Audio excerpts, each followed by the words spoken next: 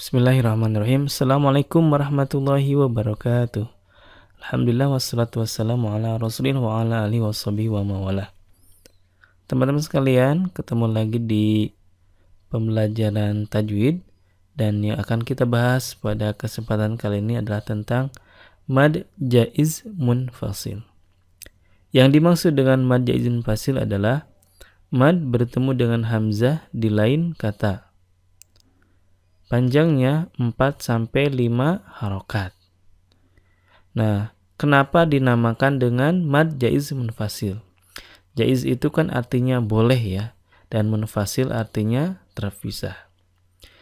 Disebut dengan mad jaiz karena seluruh ulama ahli qiraat itu tidak sepakat untuk memanjangkannya lebih dari 2 harokat. Jadi ada juga tuh yang berpendapat bahwa mad jaiz ini panjangnya hanya 2 harokat saja. Dan yang lainnya, ini harus lebih dari 2 harokat karena bertemu dengan hamzah seperti itu.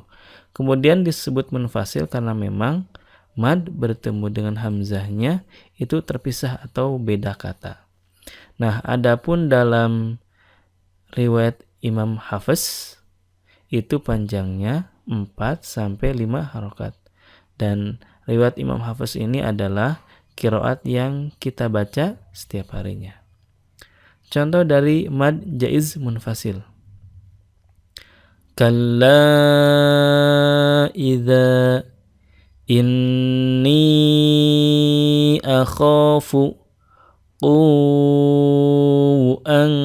anfusakum. Nah, ini merupakan contoh-contoh dari mad jaiz munfasil. Yang pertama ada kalla idza, la ada mad, yakni alif sebelumnya fathah bertemu dengan hamzah. Inni akhafu, ni ada ya sukun sebelumnya kasrah bertemu dengan hamzah, beda kata juga ya. Kemudian ku anfusakum, ku ada waw sebelumnya dhammah dan disebut mad bertemu dengan hamzah. Ingat hukumnya mad jaiz munfasil, panjangnya 4-5 harokat. Nah, teman-teman sekalian, ternyata mad jaiz juga ada pembagiannya. Ada 2 macam. Yang pertama adalah mad jaiz munfasil hakiki, yaitu mad jaiz munfasil yang terdapat pada 2 kata yang secara tulisan dan makna itu terpisah. Contohnya yang seperti sebelumnya ya. Kalla idza qu anfusakum. Nah, teman-teman bisa lihat di sini bahwa jelas dari tulisannya pun terpisah. Kalla idza, kala satu kata, idza satu kata juga. Jadi terpisah. Kemudian ku anfusakum, ku satu kata, anfusakum satu kata juga. Yang kedua ada yang disebut dengan mad jaiz munfasil hukmi, yaitu mad jaiz munfasil yang terdapat pada kata yang penulisannya bersambung namun secara hukum terpisah. Contohnya, ya ayyuha ha antum.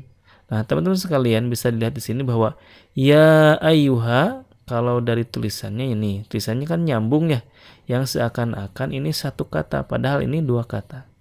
Karena asalnya ya ayyuha ini ada ya terpisah ya, huruf nida. Kemudian ayyuha. Jadi 2 kata ya dan ayyuha. Karena di Rasim Utsmaninya itu disambungkan, maka penulisannya jadi nyambung. Begitupun dengan ha antum. Asalnya ha terpisah dan kata antum. Nah, disambung penulisannya di dalam Al-Quran sehingga seperti ini, seakan-akan satu kata padahal 2 kata yang berbeda. Kemudian ada yang mendefinisikan juga kalau mad jaiz munfasil itu adalah mad bertemu dengan hamzah yang mana hamzahnya itu seperti alif. Pernyataan seperti itu ya kurang tepat ya. Kenapa? Karena ternyata di Al-Quran ada mad jaiz munfasil yang hamzahnya tidak seperti alif. Contohnya di surat Al-Isra ayat 49 dan surat As-Sajdah ayat 10. Nah, ini nih ayatnya. Wa qalu